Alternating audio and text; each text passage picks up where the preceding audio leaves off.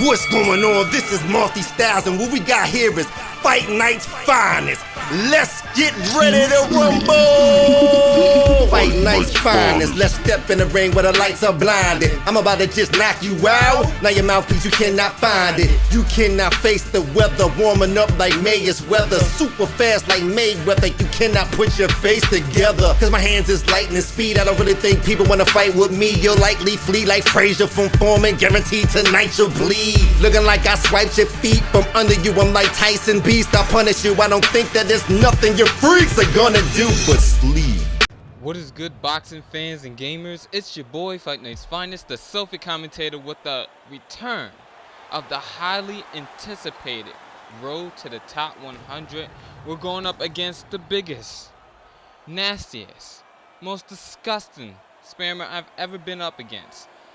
255 wins, 28 losses, and 200 of his 51 wins, 171 of them has come by way of knockout.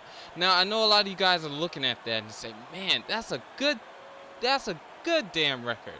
But I gotta say it like this. I don't respect this guy's record, not because of the fact that he was not able to win all those matches. Not even the way of how he's done it, but because he's never moved up the overall charts. My boxer, James Toney, as I'm just now starting the road, I think this is past my 10th fight. I just now am still at 78, and I'm moving closer to reaching that 79 rating. But this guy's been a 78 rating for over 250 matches. Bum hunting and not moving up in weight. So I know a lot of you guys are sitting back in anticipation to see Fight Night. Were you able to beat this guy? Were you able to give him his 29th loss? Well, in order to figure that out, you're just going to have to sit through to the end of the match. That's if you can bear to sit through another episode of Spammers on Blast with the guy throwing those sidestep uppercuts.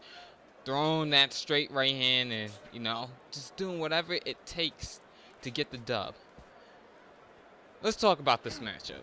And this is not going to be the only thing I talk about, because for me, even though it was highly anticipated for you guys to sit back and watch this and see the road to the top 100 continue, for me, it's been one of those matches that I've been dreading to commentate over, because it's 26 minutes long of pain, 26 minutes of having to try to commentate over a guy who is so predictable.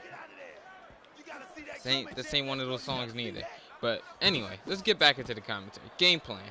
The game plan was to first, of course, try to come out and observe it and see what it is that he likes to do.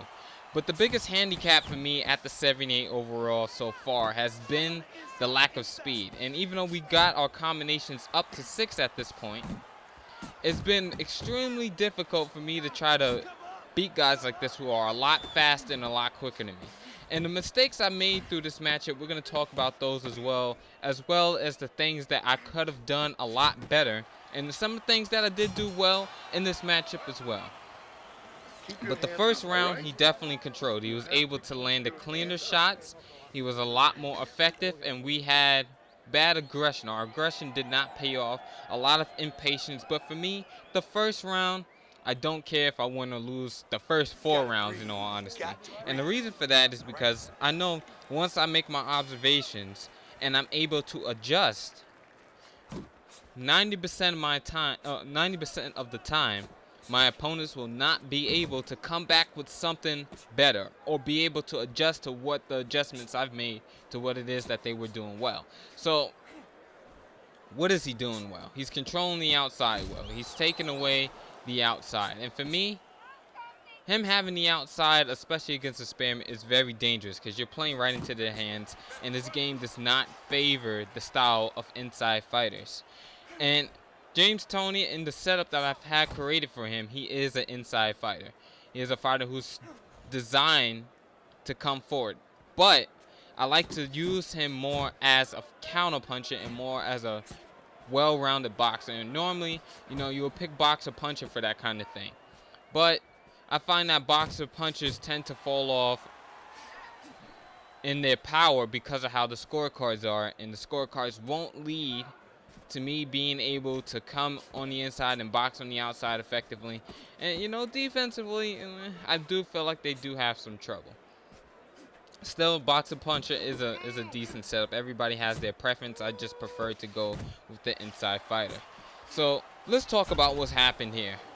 Fight Night got really out of control. He was winning the round, and then all of a sudden he decided to try to come forward after a punch landed, and because of that we end up getting knocked down for the first time tonight. And this was a knockdown that was preventable. And the main thing about this fight that you're gonna see is that he landed a bunch of stuns, regardless to the fact that we've been putting so many points into our chin. And this is the main reason why I put so much points into the chin, is because the straight right hand always tends to get you a lot of stuns in the 78 overall division. You always seem to get stunned by it, and this is the main reason why this guy has so many knockouts. So with that being said, I decided at this point, you know, I have to continue to either outbox him, or I'm gonna have to try to go downstairs to the body in order to get rid of his stamina, so I can set up a late round knockout comeback. That was the game plan. This is the two thoughts that's going through my mind at this point. And these are usually the two strategies, that I go to lay back on whenever it is that I'm struggling or I'm having a hard time with what it is that my opponent initially came out and done. And to me, these two options are pretty good. Now, let's talk about the disadvantages to both of these options. Trying to outbox your opponent, you have to be patient. That's the #1 thing. And sometimes when playing this game, I do tend to run out of patience quite often when I see people doing stuff like this. Now, I always try to remain calm, but then things like that happen. I tend to not be in the proper range to go ahead and throw my combinations. I end up missing, end up losing stamina that way too, and I end up having to chase my opponent even more now, because he knows if he continues to stay out of range, I won't be able to hit him, and what he's doing now in his mind becomes effective. So that's the first thing when it comes to trying to outbox your opponent. And also you have to be able to find the correct angles. And sometimes your opponent does not give you those angles. So you have to do what I'm doing right now, making the fight, coming forward and not being able to take away the outside. And also that strategy does not work if we do not land the first blow. But talk about landing some blows. We land a beautiful 4-punch combination. Now I landed a power straight right on the button, straight down the middle. He lands a power straight, but his stuns me and mine doesn't stun him. So this is what I'm talking about with the power of the straight right hand and just the amount of stuns that he has gotten in this match thus far. Now if you take a look back at one of the previous videos that I've done, to be honest, I don't even remember the matchup, but I was getting stunned almost every single second. Like every punch that I've thrown. Oh, now I remember the matchup. It was Bernard Hopkins, I think, versus Roy Jones Jr. Don't quote me on that. You'll probably see it on the screen, and that link will be able to be found in the description. But in that matchup, it was just the same thing. Either that or it was Kobe Nichols versus Mike Tyson, where I was just getting stunned all over the place, and it wasn't really much that I can do in the fight. Nope, now I remember it, guys. I know I just led you back to like 2 different videos, which are all good quality videos to watch, and you know, I'm not gonna stop you from checking them out.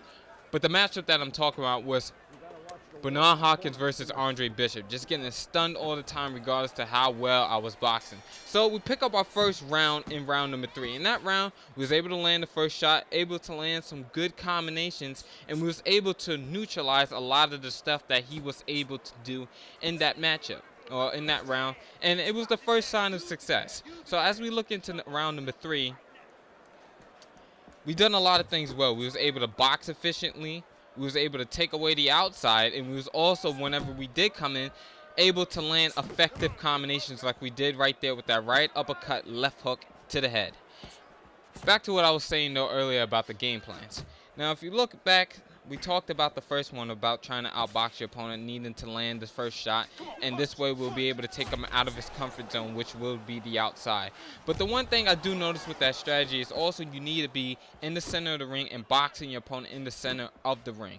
And the reason why you can do that is because sometimes you can get them to chase you for a little bit, like we did in the first minute of round number 4. So at this point I'm thinking, you know, this strategy is going to work, and this is going to be effective as long as I don't get overzealous. So see me here trying to get in the proper range, working my defense, trying to bait him into throwing shots. This way, when I come back with one, he's missing punches and I'm landing effective shots. But then this happens. Straight right hand connects. Just a regular old straight. After I was being so very careful, he starts throwing a bunch of power straights. Goes with the push straight, not able to land anything. And we are able to get out of the stun and come back with a beautiful counter right hook of our own. So we try to go downstairs right there with a counter left hook downstairs to the body. But he ends up starting to catch us with some shots. So we try to work on the inside and try to get the points back that he managed to get from stunning us. And maybe the biggest mistake, as long as we stay calm and we're able to keep a good solid defense, in my opinion, this should be a round that goes to us because I thought we did an efficient job of boxing that round. Now let's talk about the other strategy, the other game plan that I usually tend to fall back on. And that will be going downstairs to the body and setting up a late round knockout. Usually going to lose a lot of rounds. And the reason you're doing that is because you have to go downstairs to the body in order to deteriorate the stamina. You have to get rid of that stamina and keep your own stamina good. And this way, your punches are a lot more effective than theirs. They're already tired from throwing a bunch of power shots. And by taking a pounding downstairs to the midsection, and then your punches become a lot more effective. They hurt a lot more. You're still fresh. They're not.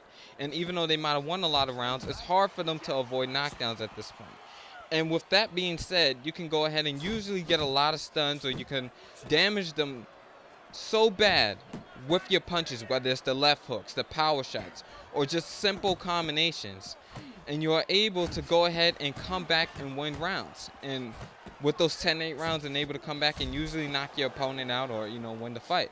But the bad thing about that strategy is you have to make the fight like we're doing in this round right now. We got hit by several power shots, so now we're trying to walk our opponent down. This way we can go ahead and start throwing a bunch of combinations, so start landing various shots from various angles and see if we can't get the round back. And some people tend to try to still stay complacent and see if they can't test their opponent's patience. Me, I'm pretty good on the inside, but at this speed, it's very hard to be effective on the inside and win matches. So this is a round that's going to definitely go back to him. It was those 3 power straights that he landed earlier in that same corner that we just pushed him back to, where he was able to take control of the round. And because of that, we felt the need to try to make the fight. And honestly, if you just take your time and continue to pick your shots, you might be able to get the round back just by being in the correct places and the correct angles and being able to land power shots upstairs to the head and maybe set some up by going downstairs to the body. You can also, if you're very patient, you can also set up some counters. So we was looking a lot in this round for the side step uppercut, and then once again he comes onto the inside, lands a power shot, and we get stunned again. So the contrast in styles is me, I'm more of a volume puncher. I don't rely on power shots in order to win most of my fights. Most of the time I'm throwing combinations, I'm landing punches, I'm using my jab, I'm setting stuff up, and then I land a couple of counters. And that's usually what it is that gets me the rounds. In contrast to how the OWC style works, where it's more like people tend to rely on power shots, the power straights. The power straight downstairs to the body, the push straight. It usually all starts with the power shots, and that's usually how they go ahead and win most of the rounds. So the contrast in styles, sometimes mine is more effective, sometimes theirs more. Sometimes their style is more effective than mine. So usually it all comes down to how each person executes their plan. And right now, with him winning the first 2 rounds, and I'm thinking that I won round number, it's been proven out I won round number 3, and I believe I did win round number 4. It's not a fight that's, out of reach for me at this point. It's a fight that I still have a chance to win, and you see me here once again trying to adjust, once again trying to set up the game plan. We go there to sidestep one of his punches that we knew was coming. Power straight follows us, and it lands right down the barrel, which would be the middle. And then he's able to stun us and able to knock us down. Well, not able to knock us down, excuse me. But almost able to knock us down. And take control of round number 6. So even though we started off the round trying to box, trying to play cautious, once again, you see the straight right hand prevail for him. He gets another stun, and that allows him to land plenty of shots. And this is why I say, damn it, now we got to work downstairs to the body. And maybe in this fight, I didn't work the body enough. I felt like maybe if I would have worked the body just a wee bit more, I probably would have been a lot more effective. Because you see here, now we're having success. As an inside fighter, the first thing you should do, throw that jab, get onto the inside, whip those shots downstairs to the body. And one thing I've been working on outside of playing this game on like OWC or head-to-head is just going into practice mode and practice ripping power shots downstairs to the body. This way, I can help deteriorate that stamina even more. And then I'll be able to become more efficient. So my inside game does have a lot of holes in it. And the only way for me to fill those holes is through practice, is by constantly going into Fight Now and practicing offline and trying to fix the holes by watching back my videos and seeing where it is that I go wrong. And once again, in round number 6 for the second time, we get stunned by a power straight. And it just ends up becoming an even easier fight for him and an easier round for him to come back and win. Not come back and win because he had control of it, but harder for us to come back and win that round. So we're moving into round number 7 now. At this point in the fight, we're definitely down on the scorecards. It's probably 2 rounds to 4. And we're going into the 7th round saying we can't really make any more mistakes. If I want to win this fight, I have to win every single round. Every single round, and possibly catch one knockdown in order for me, because since there's no draws on the scorecards, it's going to be very hard for me to win this fight by decision, considering the fact that he has landed a power straight in the 2nd round that knocked us down and put us out, and that's going to give him the 10-8 round. So finding it extremely difficult right now to figure out how it is I'm going to come back. But he has been ripping a lot of power shots. So I'm thinking at this point, you know, maybe he's a little more tired than we are. We're doing pretty good on stamina. Our health isn't bad. But the thing that's really been the difference maker has been the stuns for the most part. I think the stuns has helped him out tremendously. And with that being said, I'm saying we got to come forward and we got to try to win this fight. And the way that we done that is combinations, the jab onto the inside, work the body a little bit more with the combination, then come upstairs with maybe a 3 or 4 punch combination. Beautiful sidestep left hook from him that landed right before we can get our right hook off. And that compact left hook of his is, you know, it's helped him score some decent points whenever he's come forward in the fight. So we're able to land a straight right hand right down the middle and then take our time. We realize at this point we landed the more effective shots in the round. So now we have earned the right to be on the outside. Set up a beautiful counter sidestep right uppercut there. We waited, we was patient, we knew it was coming, we knew exactly what shot was coming, and then we was able to capitalize on it. And that's all come through our observation. So now we're taking that real life James Toney style, trying to get up and lay up on those ropes, use some defense, and then come back with a counter shot of our own. As in round number 7, we have landed yet another sidestep right uppercut counter just from being patient. And maybe if we would have took that tone a lot earlier in this fight of saying we need to fight a counter puncher style, we probably would have done a lot better in this fight. So he was able to land a power straight after we was able to land that sidestep right uppercut counter. And you just got to think at this point we got to be ahead in this round and prime for a comeback. So it's still a really close and competitive fight, but there's just no opportunities for me to mess up. And the sidestep uppercut wasn't my go-to counter punch, but when you see the power straights coming out constantly from a guy like this, you have to think, you know, I got to do something in order to go ahead and land those counters. So with 1 second left, we are just able to survive after being stunned and after him being able to land a power shot at that end of the round.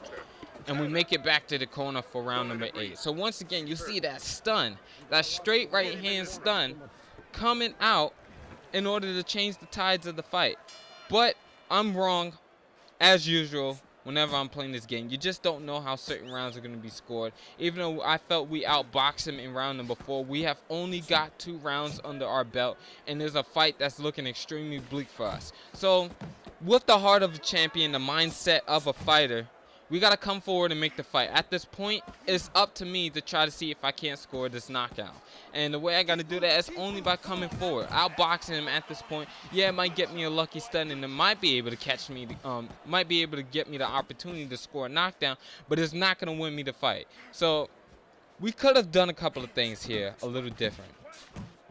We could have tried to outbox him in this round and in round number 9. Try to outbox him, hope for the best, and in round 10, play the aggressive style and go for the knockout. I mean, especially with how many stuns has been going on, it probably was a better idea for me to stay on the outside and me to try to outbox him like we did in round number 7. But at this point, I really let the judges' scorecards and what they implanted in my mind change the tide of the game plan. The game plan for me in round number 7 was to come out, counter punch, and outbox him. And we're doing that now going forward. You see us do the little bob and weave into the right and then come up with a power straight counter upstairs to the head. And, you know, we're really trying at this point to say it's all or nothing. And I advise you guys in the fight, if you're playing the game, don't do this strategy of just coming in saying all or nothing, or, you know, just like, fuck it, we got to get in here and do what we got to do until round number 10. And, you know, continue to try to get as many points as possible and then go for broke in the last round and try to win the fight. So you see here, he's taking advantage of our aggression. He's taking advantage of our really aggressive style. He's landing several sidestep uppercuts, and the spam this round has become real. You see nothing but that straight coming out and the sidestep uppercut. And at this point, I'm really just frustrated because it's like, I'm down on the scorecards. I really don't have a chance of winning this fight unless there's something spectacular happens. And this is the thing that makes the sidestep right uppercut so powerful. Yes, in boxing you can sidestep and you can change angles in the ring, but you can't really do it that often because one is very uncomfortable and will throw your balance off, and it'll also leave you open for a lot of other things. So once again, we saw the power straight come right down the barrel. We try to sidestep it. It follows us, and of course it lands right down the pipe. So once again, trying to make the fight, we're coming forward in this round and doing the same thing that we did in round number 8. Now, notice how the jab is really slowed down for us, and that's made it a lot easier for us to be able to be hit onto the inside. We should have worked downstairs to the body, worked the jab, and then go upstairs to the head with the combinations. But, you know, feeling a bit desperate, you tend to make mistakes, and this is why it's so important to stay calm whenever you're down on the scorecard. So this is a lesson for you guys. Don't do what it is that I did in this fight, which was take my time, not box, and not try to look for counter punches. That's the main thing that we've done. We made the wrong adjustments, and we let the visual, the scorecards get the best of us. I want to take a quick moment to let you guys know about some of the plans that we got going forward in the channel. The Online World Champion Series will continue. It will return once we are able to start recording videos again. But right now, let's talk about this knockdown, and let's talk about the combination that was thrown. And somebody please teach this man some defense as we were able to catch our first knockdown of the fight. This is the most success that we have had in this fight. Coming forward was being able to land several combinations, land several punches, and able to score a knockdown. So regardless of the fact that at this point it's pretty likely we're going to lose it, I'm happy with the fact that I was able to score at least one knockdown. But back to what I was saying about the champ. The Online World Championship Series will return in and will continue to go. Not sure if there will be a set day for that or not. Streaming will continue whenever we get the capture card equipment necessary in order to go ahead and continue doing it. And we need to buy some AV cables, which is why there was no stream Tuesday. And there's also going to be a stream this Thursday on youtube.com/ArachnicSouls channel. We'll be calling some wrestling there with him, hopefully. But what I want to do with the channel now is I want to get back more into the topical commentary side of the things. The thing that I've really done starting off with my channel was the topical commentaries, was not only tutorials, but giving you guys my point of view and perspective on things, and trying to impact people's life, not for a moment, but for a long period of time. You know, something that gets in their head and it sticks. You know, what I want to do with my personal real life is I want to be able to speak. I want to be a sports broadcaster. So for me, speaking is a very important thing, and when it comes down to broadcasting, it's very important that you implant the right things in people's mind. This way that they know the difference between what's cheap and, you know, what's not right, and what is right and what's actually going on. Whether it's in the ring or if I do like professional speaking and come by and just give presentations, it's important to let people know the truth about things and let them know tips and stuff that's going to give them success for the rest of their lives. So that's the direction I want to go into with the channel, is, you know, practice for what it is that I want to do in my real life. So let's talk about this fight and just close this one out by calling some of the action that's going on in this round. We go with that 1-2 to the head, trying to continue to apply pressure, but he's doing a good job right now keeping this fight in the center of the ring. And the one thing that you don't want to do when cutting off the ring or walking somebody down is throw punches, because that's just going to give them an option to change direction and keep the fight in the center of the ring. Like right there, that's a combination that was unnecessary, and a lot of these punches at this point are completely unnecessary. It's just a desperate attempt to try to get a knockout and try to close the fight, but at this point there's not much you can do. I should have done this more often, than just cutting the ring off, get them on the ropes, and then whirl away with power shots and combinations. So we try our best to get the job done and get the fight finished in this round, but to no avail. It's not gonna happen. There's only 30 seconds left. No hope of a flash knockout, and this guy's gonna go ahead and walk away with the victory. I want you guys to leave your thoughts about this fight in the description. Let me know how I did on commentary, and also if you stuck around this long, let me know of the idea that I presented to you guys and if you guys are cool with that. Anyway, it's been your boy, Fight Night's Finest, the selfie commentator, telling you guys to check out and asking you guys to check out those guys in the description and follow me on Twitter, the selfie commentator, and I'm off this. Peace!